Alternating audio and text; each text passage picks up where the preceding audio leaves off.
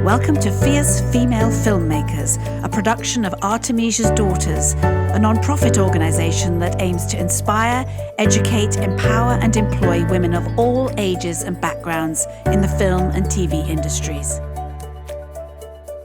Hello, my guest today is Rebecca Harris-Smith, who goes by Bekki with 2 Ks. She has a Master's in Film Studies and is currently studying for a PhD. She's made several short films, which I want to hear about, and has 4 scripts in the works. Bekki, welcome to Fierce Female Filmmakers. Hi, thanks for having me. How are you doing today? I'm good, thanks. I've been putting a couple of hours into my PhD, so yeah, my brain's a little Do you bit want to dive straight into your PhD and what it's about, or is it top secret, or is it? It's not top secret. It's about women in film, specifically women directors and women scriptwriters in the horror genre. Yes. Okay. Because people think that we can't possibly do scary stuff or action sequences or anything like that. We have to do romantic comedies, right? That's right. All the time. It's got to be drama, melodrama, or romance. Nothing. It's interesting, isn't it? That even as women are, I'm going to say, breaking into making their own films, we still have to wade through a preconception of the kind of films that we're making. Rewind a little bit and tell me about what was the first moment you said, I want to be a filmmaker, I want to be telling stories through the medium of film. Originally, I didn't actually want to be a film director. I wanted to be a music video director when I was 16. And that was because you had a passion for music? Yeah, I love music. And when I was 16, well, for a few years, my favourite band had been the Manny Street Preachers. And I wanted to make a music video for them because I loved all their music videos. They're brilliant. And so I went and I did a media course. And kind of the rest happened from there, really. But it happened because you realized that if you could make a music video, which has a certain narrative to it in interpreting the song, there wasn't much of a step between that and making a narrative film with a story and speaking and actors. Yeah, that's right. So during the media course, you make quite a lot of small films, a couple of music videos, a couple of small films. And I really enjoyed the short film making. I didn't write any scripts then. I literally just kind of did the camera work, directed, kind of a bit of everything that you do on media courses. And then I did my music course and then completed my bachelor's in media. And got asked by somebody that I'd kind of worked with in the college to be a part of their film checking in. We started pre-production in 2012 and then we released it in 2014. So like, come along, come and sit in one of the meetings with us and see what you think back in 2012. I was like, okay. And I ended up co-directing one of the segments of the film. And it was amazing. And I was like, yeah, this is what I want to do. That lovely moment of making the commitment, like, oh, yeah, sure. And then going, oh, gosh, I hope I know what I'm doing. And you find that you actually really do. And not only do you find out what you didn't know you knew, but you actually love it. And that's that light bulb moment, isn't it? I know that feeling very well. Yeah, it was really weird to begin with. I was like, can I actually do this? Because everybody else that was working on it had been doing it for longer than I had, and they'd written the scripts for their segment, whereas Leah had written the script for this and was the main director, and I was kind of co-directing with her, so she was the lead on it. And I was like, can I actually do it though? Do I have do I have it in me to be able to do it? Because I don't write scripts. And we did, and I loved it. And then we decided to do House of Screaming Death, which is another anthology feature film, like checking in, but this one was a horror. So we split up who was going to write about what. So Alex had like a haunted doll story, like Chucky. Dave had a vampire story. And I had the witch story. And I was like, okay, I can do this. I ended up not writing the script for it because, again, at that point, I still wasn't a script writer. But my good friend Mark Lees wrote the script, and I directed that segment. So I had to bring kind of his idea to life, and we had a really good relationship and worked really closely on it. And it was, again, like helming your own segment of the film. It was such a great experience, you know, choosing the actors. Because obviously we didn't have a casting director. Yes, I love your IMDb us. page. It's like casting director, location manager, editor, costume, makeup, and it made me smile when I read it, because I'm like, yes, that's what you have to do. That's what you have to be. That's what it takes when you have an idea. The idea is all well and good, but then you have to become your own producer. And if there's no one to do the makeup or sew the costumes or, you know, shop for the wardrobe, it's going to be you. I mean, I've even driven my own grip truck, and I've shown up and the crew are like, wait a minute, you're the director as well. Why are you driving the grip truck? And I was like, well, because I can. I went and picked up the camera yesterday, and it's actually saved me a couple of £100 in a runner or a driver. You know, you just do what you need to do, don't you? You have to have so many skills. Because obviously on a Hollywood set, your director would just direct. Somebody else does everything. And I now can't imagine giving the extra roles away. Like, I like going and buying costumes.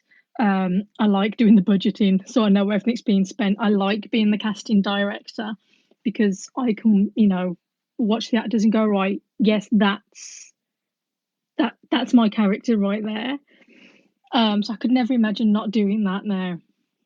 And I suppose that's the joy of being an independent director, is that it is stressful, but you micromanage every last bit of it. So the outcome is yours. But that's not to discount the collaborative process as well. I'm sure that you get to hire some really smart people and really creative people that also give you input. Yeah. I've been so lucky, because obviously with checking in, that had already been sorted before I was on board. And it was amazing. So we had Ben Thompson, who was DOP, and Matthew Wood, who would DOP on the days that Ben couldn't. And they're amazing. They're so talented. So I really enjoyed that.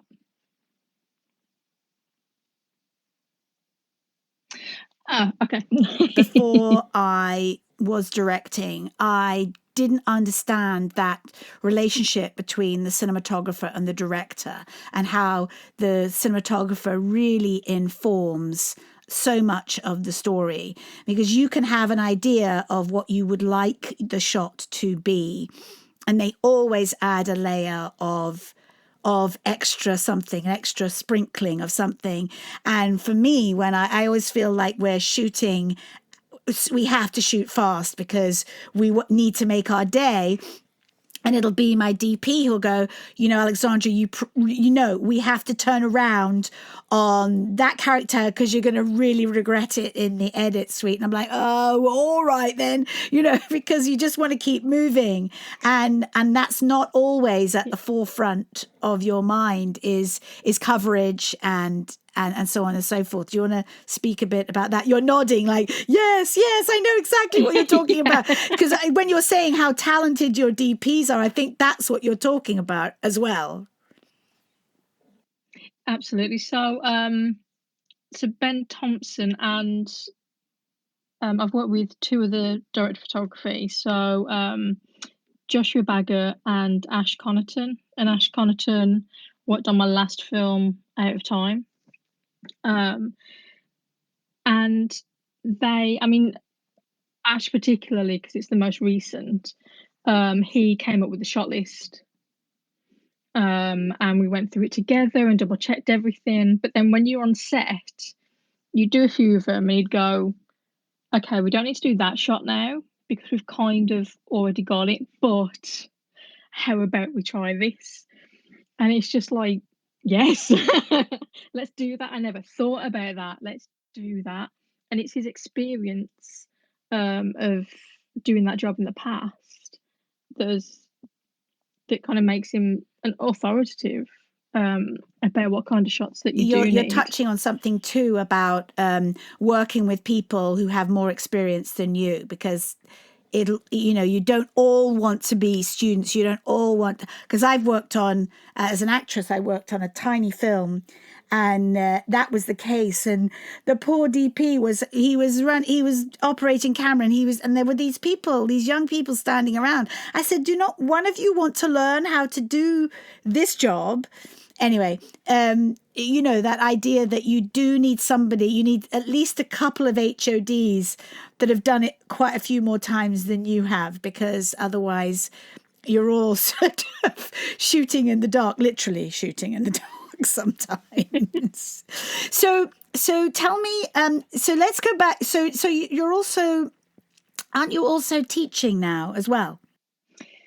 Yes. So when did I pass my teaching course? 2013. I got my PGCE to be a teacher, and I've been teaching since then. And I teach media and film. So that's nice. I get to teach kind of how we do it. But it's nice because the students that we have, when you talk about the films that you've worked on, it's almost like they're like, oh, you actually do this. You're not just teaching this. And then it's different. They feel like you do have more authority and you do have more understanding than just reading about it and then teaching it. So that's really interesting. I love that part. And sometimes we have students on the film sets as well, so that's quite nice. We've had we do usually some of them have done a lot of stills photography. There's no substitute for experience, and having that's one thing I say to young people too, just get yourself a running job, be a runner, be a PA, make the coffee. You'll get yelled at maybe a couple of times. Don't take it personally. Just be really smart and you'll get invited back, and you can work your way up the ladder, meet more people and work more. One job will lead to another job. I see it all the time with the young people starting out that come and work for me. And now some of them are working on huge movies, because they just, that's how you learn. I think it's great to have a practical, technical education, if you will, but there's just no substitute for actually being on a film set and learning the language that people speak and the departments and so forth. Okay, so you're making films, you're writing films, you're teaching about films, and you are doing a little PhD on women making films. Tell me about that. Like, I don't know about it. It's all a lot.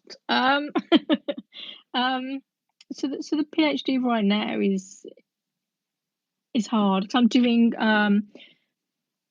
half written thesis and the other half I'm actually doing script writing for, and because that is an option in a PhD, which a lot of people don't know. I was like, oh, I'm gonna have to write 90,000 words, and what I want to do is write a script. So you can do that. which is fantastic. And I'm just kind of finishing off part of the written work, the literature review. But having that on top of obviously teaching is difficult. But also I'm trying to write 4 scripts at the same time. So 4, are they feature very scripts stressful. or are they short films? No. So I've never actually written a feature before. Everything I've written has been a short. So Chloe was the first script I wrote, and that was while we were filming House of Screaming Death. So while they were filming other segments, I'd sit in the green room and be handwriting Chloe.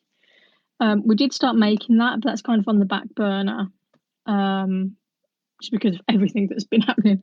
Then I wrote a micro short called Mirrors, and we filmed that in a day, which is fantastic. And then I wrote Out of Time as part of my master's degree, and that's a short. It did well in festivals as a script, which was really nice. I was like, it's my first script and it's doing quite well. And then we made it, and it's doing quite well in festivals, which blows my mind. So I've got 2 other micro shorts on the go. I'm adapting Gillian Flynn's book, The Grown Up. It's not official, it's a fan adaptation. And then I'm trying to write a feature at the same time. But writing is writing. I think I sort of fell out of love with making short films after about the 4th one, because I figured, well, if I can make 9 short films, that's basically a feature film. And so, I mean, that's a slightly glib response to it, but, it felt like there's as much work can go into putting together a crew for a short film as for a feature film. Of course, there's far more moving parts on a feature film, and you want to sell it afterwards. So, you do a few festivals, and then you have to, romance the sales and distribution people to actually get you some of your money back if you're lucky. But I understand that short, sharp. I hear you say, qualify for me a micro short film, because I have this thing about short films being too long. Like, you go to film festivals and there's a 30-minute short film. No, that's a TV episode, love. If you can't, for me, if you can't get in and out of your story in under 15 minutes, you're not using the genre to the best of its ability. Can you talk a little bit about that? Okay, so a lot of festivals, a micro short is 5 minutes or under, a short film is 45 minutes or under, and then 45 minutes and over is a feature. So when I write a short, I've always been aiming at about 30 pages. My micro shorts are 2 pages long. So I keep it really, really P.S. short and sweet. Just for those listening, you're more likely to get a spot in a short film festival with a short film, because that means they can put more films they can curate more films into the program. So it's always worth thinking about that. When you might have a 30-minute short film, but maybe you can sit down with your editor and go, can we just keep slicing away moments so that we just have the bare bones of this film? And sometimes, you end up with something quite lovely because you haven't fluffed it out. You might not need those 30 pages. Yeah, I think when you do come to make what you've written, you do think, oh well, actually, let's take that out, and let's take that out. That happened with Chloe when we were making Chloe. I was like, oh, let's just lose that bit. Let's keep it simple. Lose that page. Lose that page. Lose that page. Okay, let's try now. And it does happen when it comes to actually making what you've written. Absolutely. Yes. So long term, what do you think your position in the film world will be? What would you like it to be?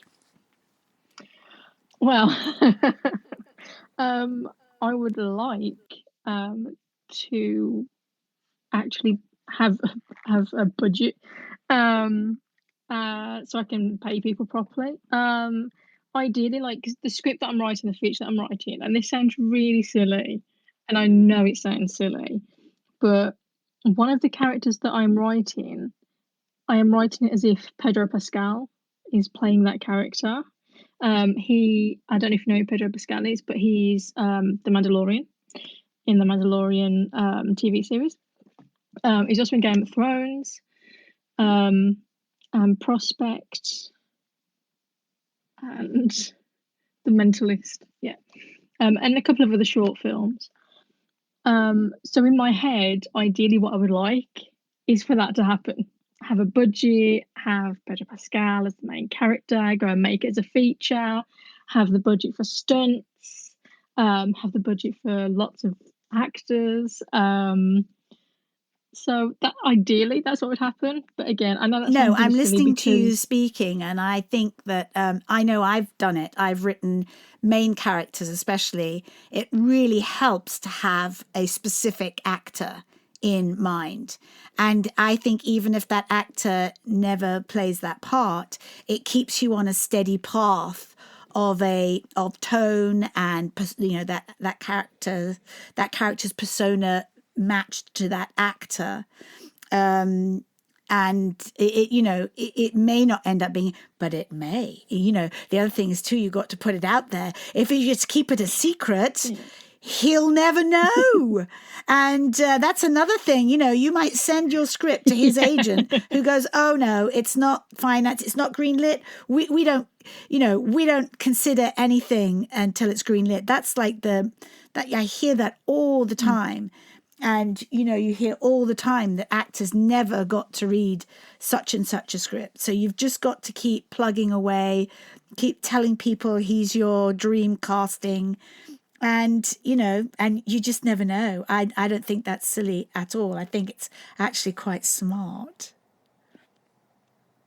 The other thing would be how do you get it out there? How do you get it to agents, to actors, to production companies? That's something that I don't really know how to do. So I can do the writing, I can do all the micromanaging of the short film, and all of that, and send it to film festivals and whatever. But it's the next stages.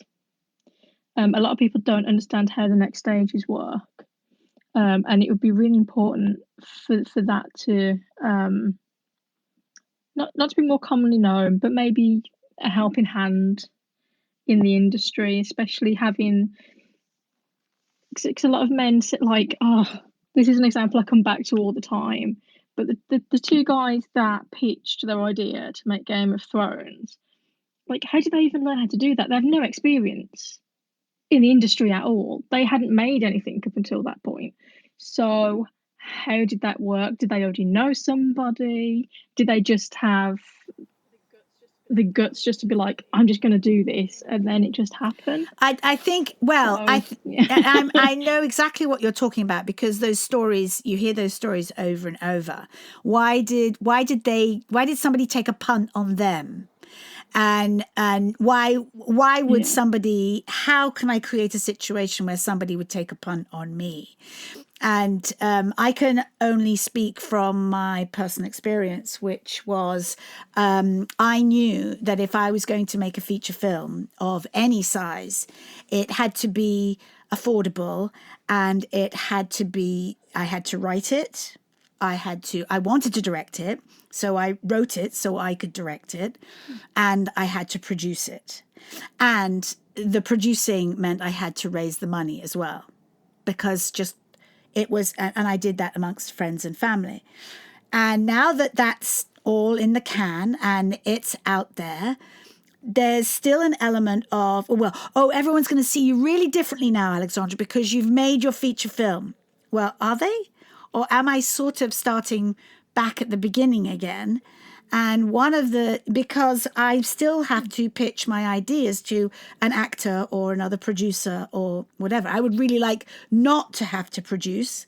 because it's a lot of work, and it's a very broad spectrum of jobs that producers have to do. So, do I go get an agent? There's that,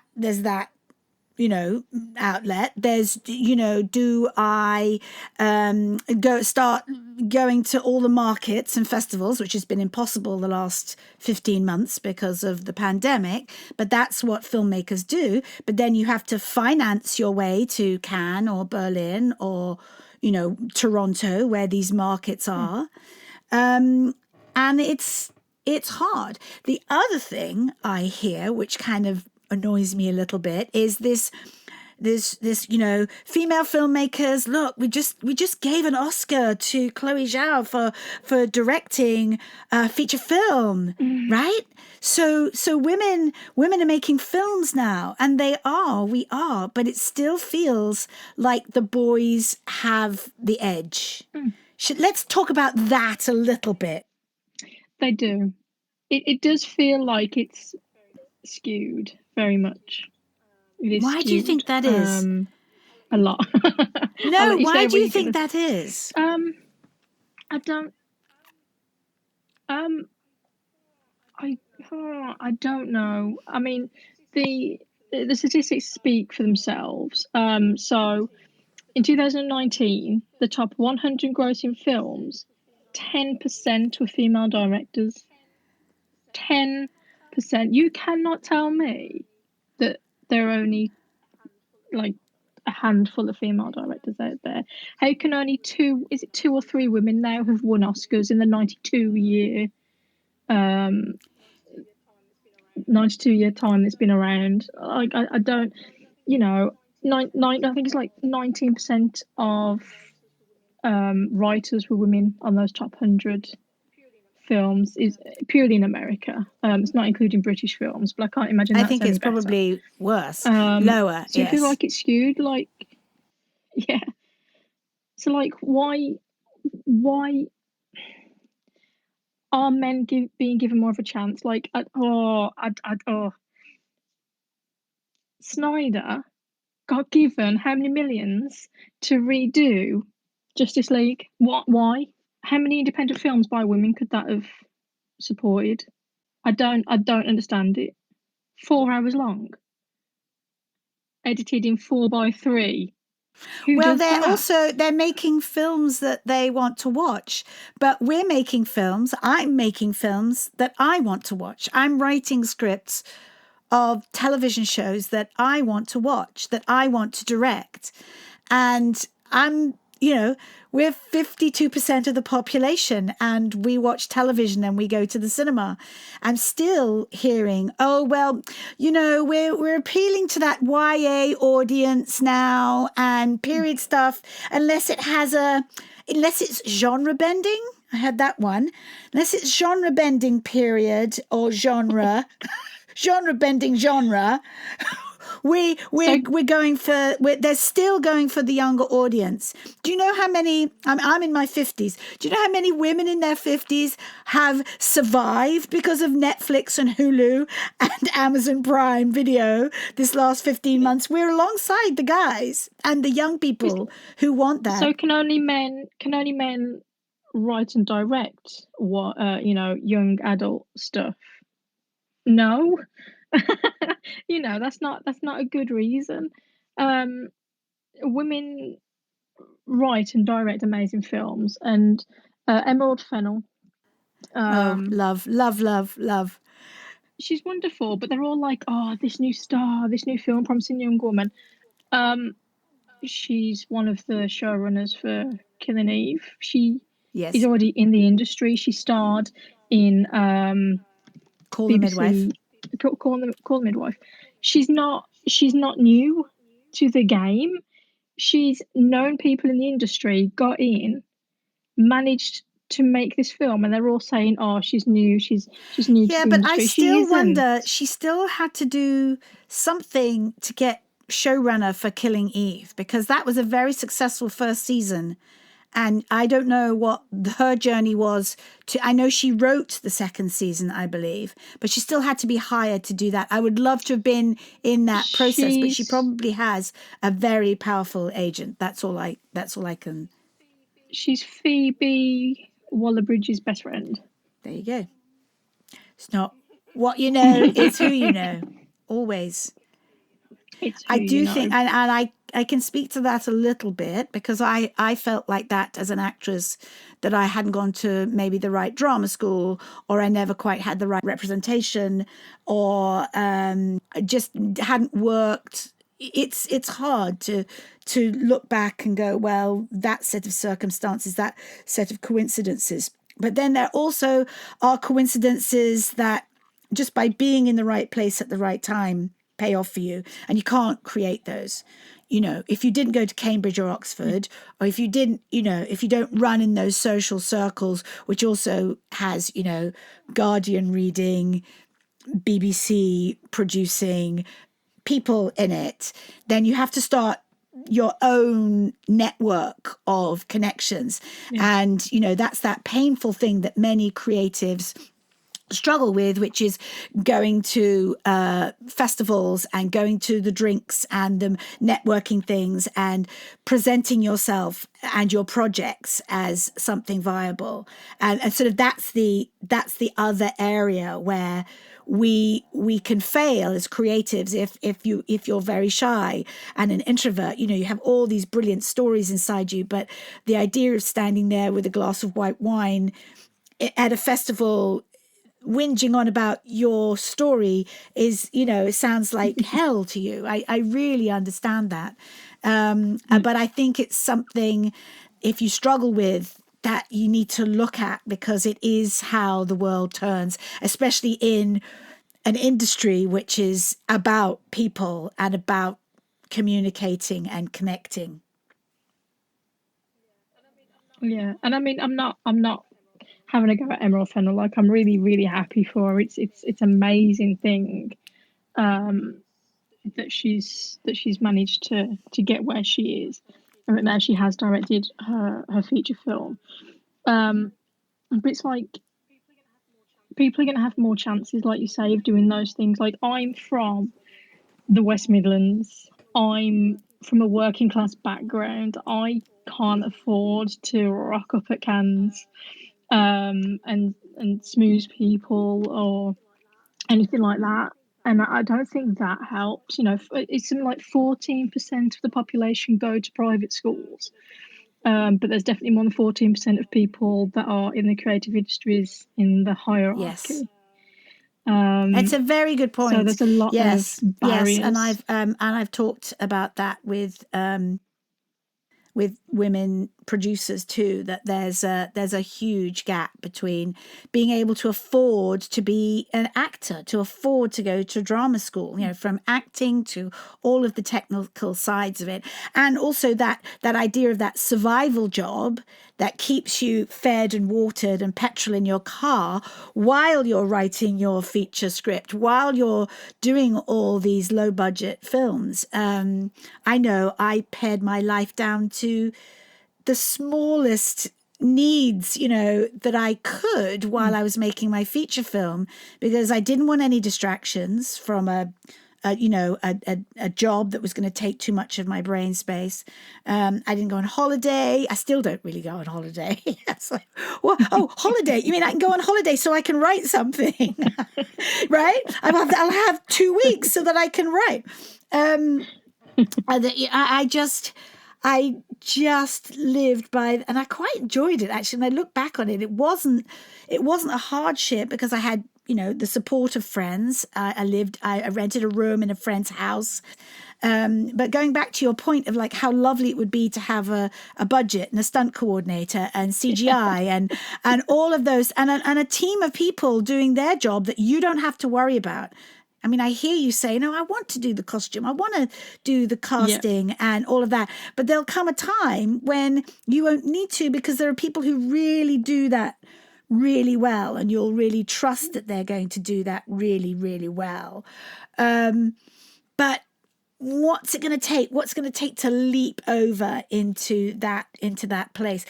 Are you working it out in your PhD? Is it coming out in some of your writing? Is some of what we're talking about coming out in your writing, or is there still? Do we still have a ways to go? I think we do. I mean, the stuff that I'm mainly researching is the percentages of directors and writers, but specifically looking at horror films, which is a genre that is mainly male focused. They assume that all the audience is male, and it isn't. Women love horror as well.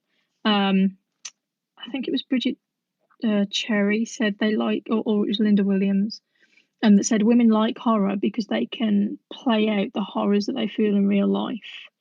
So in a stalker film, a woman is stalked and then murdered.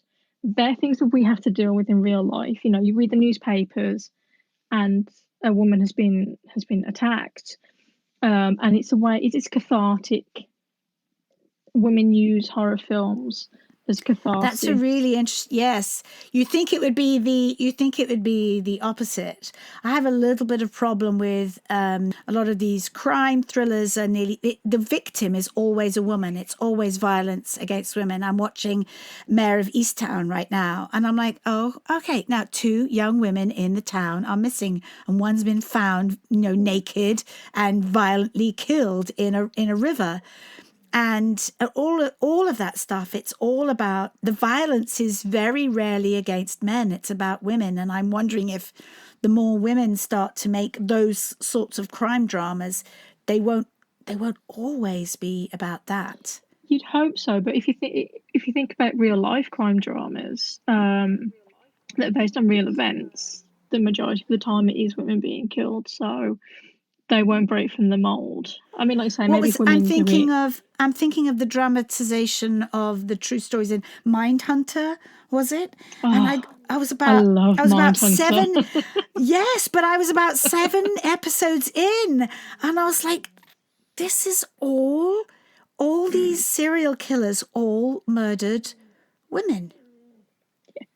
And now we're just sort of I did love it. I did think it was fascinating, that especially the relationship between the 2 hunters, and then peeking into these real life serial killer characters, but they were all multiple murders of women. Yeah, and slasher films tend to do the same thing as well. They do kill men, but they kill women in different ways, in longer ways. The camera work stays on the woman as they die. And there's a whole thing about the knife being a phallus, and the fact that it creates a gaping wound, which is supposed to be sexual. There's so much in it. There's so much in it. Whether it's all true or not, I don't know. I'm still getting there, but it's, a lot of men are serial killers. So yeah, and they like to attack women. Yeah. So unfortunately, and I think the few women that have been serial killers, or the majority of women who are in prison or on death row because they have murdered their partners who've been abusive to them, like murder was the final answer. I mean, I'm being very general, and I'm not thinking of a specific woman, but you know what I'm saying is that often women become violent because violence has happened to them for a very long time. It tends to be in self-defense in a lot of cases, and a lot of the time the sentences for a woman killing their abusive partner are longer than men that have murdered their partners. But there's so many. I mean, I know we're talking about film, but there's so many things wrong with the justice system, like how you can be found raping a woman and only get 3 months. There's so much inequality, but that inequality in society is reflected in film. Men that haven't got experience are more likely to be chosen to helm a film or a TV series than a woman that might have some experience. Then they won't take a chance on an unknown woman, but they'll take a chance on unknown men, and that's why 10% of directors are women, and not more than that. And women a lot of the time. Sorry, women a lot of the time have also got a lot of other things. So some women might be mothers, and that holds them back. And they're like, or they get married and they're of childbearing age, which is a horrible phrase, and I hate it. And they're like, we can't employ you because you might get pregnant. But men get married, and marriage helps them in their careers because everyone knows that their partner's just going to take up the slack. So, it's so hard. And I mean, obviously, we're talking very binary when we're talking about men and women, and probably mainly about straight couples when we're talking about men and women as well. So obviously, it's not going to be the same depending on the family and things like that. But like me personally, I'm not interested in having children at all. I've got a husband and I've got cats. That's fine for me. I want to be a scriptwriter and I want to be a director. I want to be a teacher. I've got enough kids. So yes, now wait a minute, because I feel I'm very similar to that. But I also know that I've never really had maternal feelings. So I feel I'm lucky. I think you're lucky that you don't want children. And I always framed it right. Well, and now that means that because I don't want children and I don't have them, I haven't had them, I've not had to complicate my choices in my creative life. I've been able to move cities, countries, and all that sort of thing, mainly because I don't have children. And it still remains that a lot of women have children already or would like it. And you're right, the binary question is that, and oh God, it's always going to be there. And is the answer, a creche and childcare as an automatic part of production? You just factor that in. Because there are going to be women there. There's going to be at least half the crew are going to be women, and at least maybe half of those will have preschool age children. How do you weave that into a 12-hour shooting day? It's the ask is to reframe everything that's been happening on film and television sets for decades. I mean, realistically, there is somebody that's looking at childcare on film sets. Rachel Morrison. She's a fantastic cinematographer anyway, Rachel Morrison. And I think there are other women in the industry that have said childcare should be a given because, yes, 50% might be women, but also the other 50% that are men, they still might be fathers. They still might need childcare. So why isn't it a thing? It should be a thing, a standard. You go to work, there might be a creche there, like where I work, at the college, there's a creche there. Film industry, it's long days. Some of the people that are there might be parents. A creche is just, like, it should be a no-brainer. How is it only just coming around now that people are thinking about that? Especially in some cases, you might have both parents working. They're thinking about it now because more of us are worming our way into the industry, and it's going to be a requirement. Is there anything else you want to talk about, Bekki? This is so fascinating. I just love breaking this down. And like I said, I do not want to sound like a whinge. I want it to be absolutely positive. We're here in force. We're making films. We deserve opportunities because we're making our own opportunities. And doing rather well at it. We're making films that people are watching. I sit in meetings where they go, our top 3 productions are just A, B, and C, and not one of them's been directed by a woman. We really need more women on board. Okay, hello, not just me, but all these women behind me. And in Artemisia's Daughters, why do you think I had to start a non-profit? Was to bang a drum about it and start a podcast so that our voices can be heard. And you know, there's talk and there's action, and I prefer the action, said the director. Yeah. There was an interview. I think it's Thierry Frimo. I don't really know how you pronounce his name. I don't speak French very well. But he's part of the Cannes creators. And in the interview, he literally says, "Oh, we don't have that. There are countries where there aren't any women directors." What countries is he talking about? I don't know. Like, there are. You're just not seeing us. You're just not seeing that we're there. And I think that's the thing. It's people, like, why do we say women directors? Why is that a thing? It's just directors, but because they've always been male, we now say women directors. We say women doctors. We also say things like male nurse. Like, it should. Why do we keep on gendering our job roles? I'm a director. You know, and yet they're all like, "Oh, but there aren't any women directors." There are. We're directors. We're here. Like, come and look for us. We can't always get out there.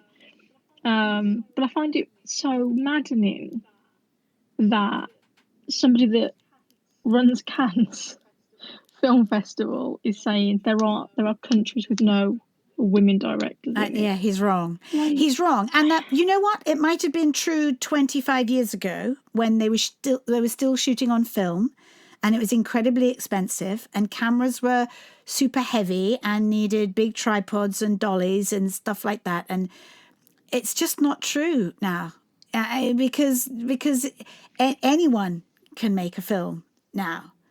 I still talk to young school age children. They're like, "How can I make a film?" I said, "You've got do you have a phone in your hand?" They still need to be reminded.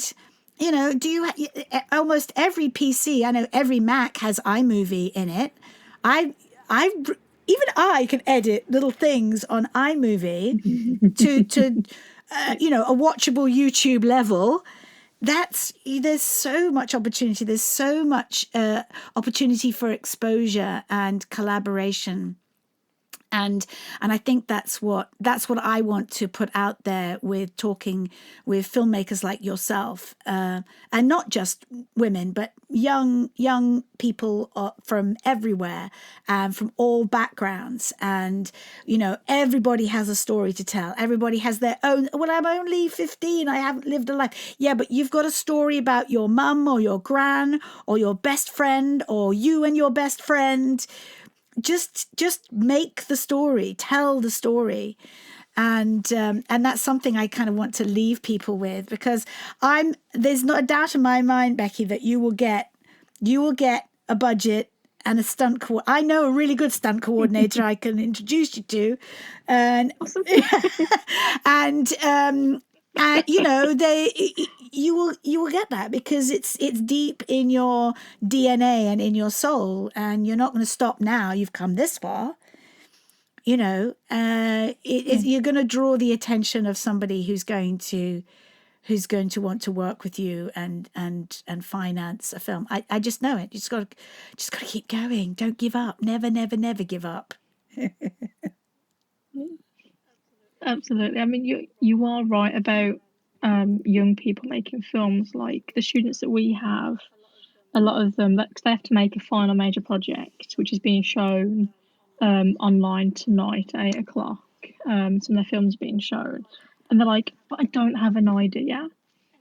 And then you watch their films, and they're amazing. Like, the ones that we teach tend to be between 16 and 18. And they're so talented, and they don't realise how talented they are.